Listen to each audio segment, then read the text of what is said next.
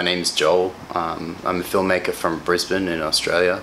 I got a 2004 WRX STI Spec C, and I'm gonna build it into a Drift STI.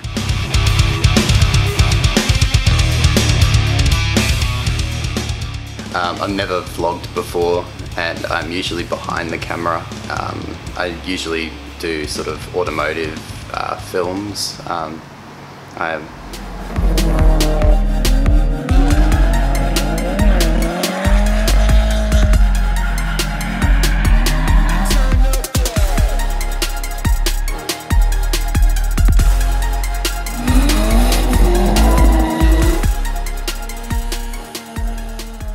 Previously I was a mechanic. I worked at Subaru for 5 years and Toyota for a year and a half before that. Yeah, I've owned my STI since 2010. It's been an awesome car, and yeah, pretty much got to the point now where I haven't really driven it other than daily driven, and they're pretty expensive to get going fast. Like, I'm not going to be able to beat all the EVO crazy cars that are out of the track, so I decided, why not, I'll just make it rear-wheel drive. You know, Kumikubo in Japan, I'm a big fan of Team Orange, and yeah, so I got a bunch of people lined up that are keen as to help me with the project, make sure it doesn't blow up on the first day, or you know, something dumb happens. I know a lot of people are kind of against Subarus, and they're all, you know, oh, they're not reliable, blah blah.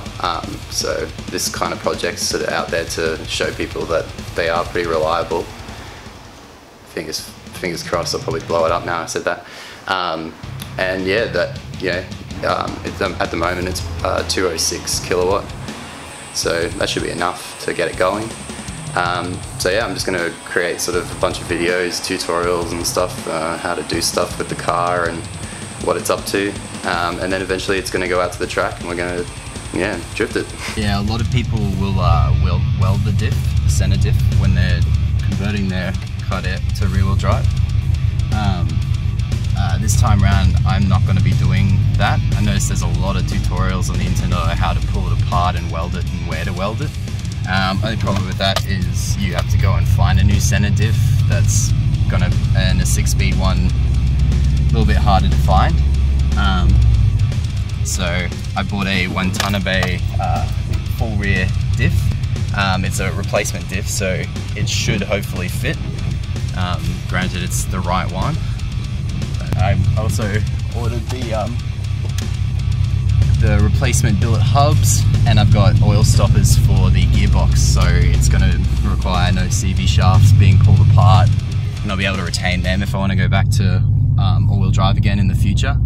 Granted, I haven't crashed the thing yet. So yeah, for the first episode I wanted to at least add in a short tutorial, just so I'm not talking for the entire time. It's boring as batshit. So I'm just going to replace this normal handbrake button with a drift handbrake button. So this one's got a spring behind it, holds up the handbrake when you pull it up.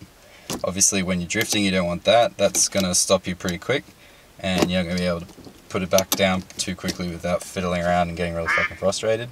So what we're going to do is you just get a rag. It's actually plastic even though it looks like it's metal, so you don't have to be too harsh on it, and you just got to very slowly work it out, very sort of softly. I've got a like an old shirt that I'm putting over the top of it just so I'm not, you know, completely tearing it the fuck up. So just slowly working it out. I mean, I've already pretty much unwound it, so once it gets to that stage you can just pop that out. It's the spring that's behind it, which is the reason why it's pushing out and locking up.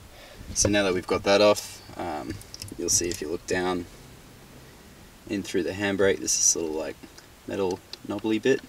That there is a little rod that goes through to the back of the handbrake, pulls on the cable. So what you want to do with that is you get your ordered, this is an eBay special, little anodized red, it's for 86 or BRZ.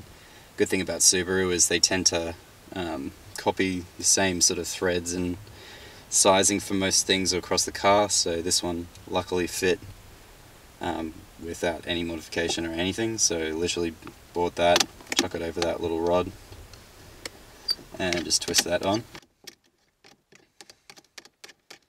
A few moments later. So now what you've got here is your drift button. Doesn't get caught anymore, doesn't lock in. When you push it out, holds up. That's all good. I've tested it, made sure it actually does hold on hills and that sort of stuff. I was a bit worried about whether or not it would just come unclicked. But if you really want, you can actually just get the spring. I believe you'll have to cut it, but I'm sure the spring's like 2 cents.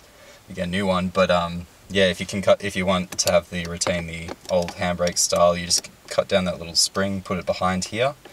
It is a bit far if you put it in the original one behind this, because it's a lot of tension, so it doesn't really even click down after you put it back in. But yeah, once you've done that, it will actually just automatically come back out for you. But I mean, this is holding pretty good.